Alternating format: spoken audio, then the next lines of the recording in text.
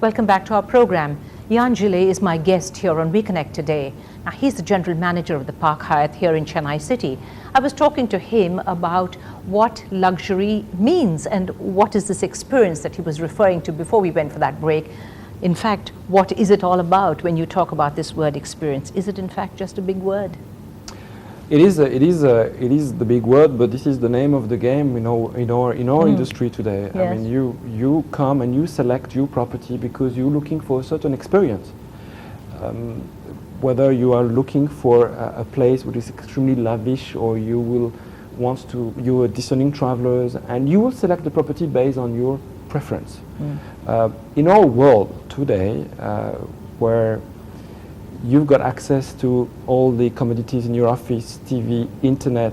Why would you choose this property than another one? Precisely. Because we Yes. have a flat TV, we do have also The high-speed standard internet things that every and all hotel but offers. what we offer is something that the brands will deliver to you. A service, an attention, a different approach to this service and to this experience. So you will come to a Park Hyatt like we are today, and you will see a different type of cooking. Every brand now are trying to reinvent and always thinks to offer a different type of experience. When you come to a Park Hyatt here, you come in our house. The dining room, which is our restaurant, is not a simple restaurant. It's a kitchen. Our recipes are based on homemade cooking. When you go to a venue like this one, the apartment, it's not the regular venue. You come like you will go in your house. You have a foyer, you will come in the bedrooms, you have an outside kitchen. It's very uncommon to go into a banqueting area, a banqueting hall, and have live cooking stations. So this is part of our experience. When later you go in the room, of course you will have a bed, but the room is not simple a bedroom anymore. It can be a meeting rooms, a meeting space. Right. There's a lot that we offer now to a guest. Right. Now I want to ask you one thing. Your group, you are all over the world, right? So I've often heard it said that people, when they choose a particular group or a particular type of hotel, they really want to have the same thing in every hotel that they go to of your particular group. Is that in fact true, or is it actually that I'll go to a different hotel for a different experience? We have almost a database of 6 million people that are regularly traveling with us. Yes. And they are looking for, they are loyal to our brand. They are very loyal to our brand because they've been traveling with our brand for a long everywhere. time. We've got more than 500 hotels in the Yes, world. right. We're present in more than 50 countries. We've got 110,000 employees in the world. We are a big brand, but Park Hyatt is only 29%, so it's less than 5% than our total brand. Those travelers, they will come to us, but it's not really true that all the Hyatt hotel look the same. Right. But they know what they can expect. They know that our check-in have to be done in less than 7 minutes. They know that they have to get a room that is guaranteed upon check-in. So they know sometimes better than us what kind of promotions are happening in our brand. They are very well aware of what is happening in our company from a marketing point of view. So in that sense, this is perfectly true. Right. Over the years, have you found that the people who come to any hotel that you might have been posted at are really much more discerning than they were maybe 10, 15 years ago? Do you find now that travelers know exactly what to expect? They know what they should get. They know the kind of service that they are entitled to. Do you find that that's got sort of tougher over the years to actually run a hotel?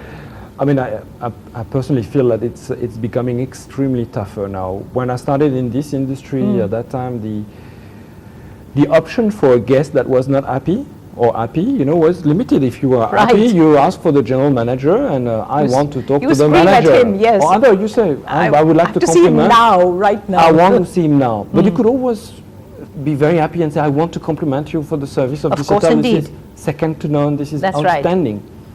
Now what you do, you write.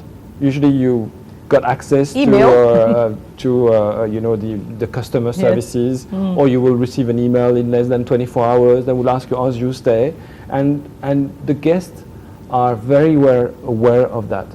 I think the more you travel, the more you get educated to the luxuries, and the more you know how it works. something that we are very careful in our brands. If one day we'll give you an upgrade, Jennifer, you probably, and you stay in our brand, you will expect that in such circumstances or in another brand, we also give you an upgrade in the same city or in the same group. So once we give you something, you know, it's like baby steps, you expect it every time. Right. So that's why we are also extremely structured in our brand in terms of benefits, in terms of offering to our guests. Right. Now, you have been in different hotels around the world, right? And so you would have seen, you know, clients and customers from different nationalities. And I'm just wondering along the way, is there any particular nationality who's good? Is there any particular nationality who crib a lot or who complain about everything? Or are there people who are easily satisfied? You don't have to name the country, but there might be certain type of people who are frankly a pain in your neck. No, I mean, No? I think there is no country that has the monopoly of being difficult or easy. I don't think so, and I've never seen that. There is, of course, cultural differences. I like, in your country, Indian, there's always this deal that you have to get a good deal when you come to a property, and I love that. I mean, you can always discuss. You know, I've been traveling in, 6, 7 different countries, and I became also very multicultural in that sense. Yes. And you learn by talking to your guests. They are different, and we have to respect, and this is what we do. So I would say, no, there is no plus or minus from any nationality or country. You've been, Yann, in very different countries. I mean, South Africa, Yes. the US, I think China, Been in Hong Morocco. Kong, Morocco, Casablanca to be precise. I mean, so many different countries. So has this made your life as a hotelier easier? But I've chosen, and I, like many of my colleagues that are in this industry, we've choose hospitality for traveling.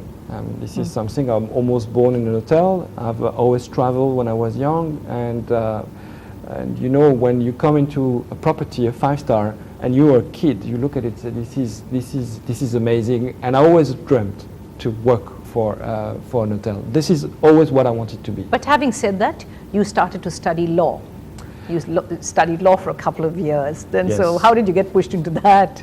Well, I mean, sometimes you don't do what you want to do, and you have to follow also what your parents want you to do. And of course, at that time, it was more appropriate. I mean, my father thought that I should study law. So I studied law for a couple of years, but then went back to the true passion of my life, that was hospitality. Right. In that respect, of course, the French are very like us Indian. What your parents say, you do often try to conform to the rules. Another short break, unfortunately, but we'll be right back. You don't go anywhere, because I'll get right back with you here on We Connect.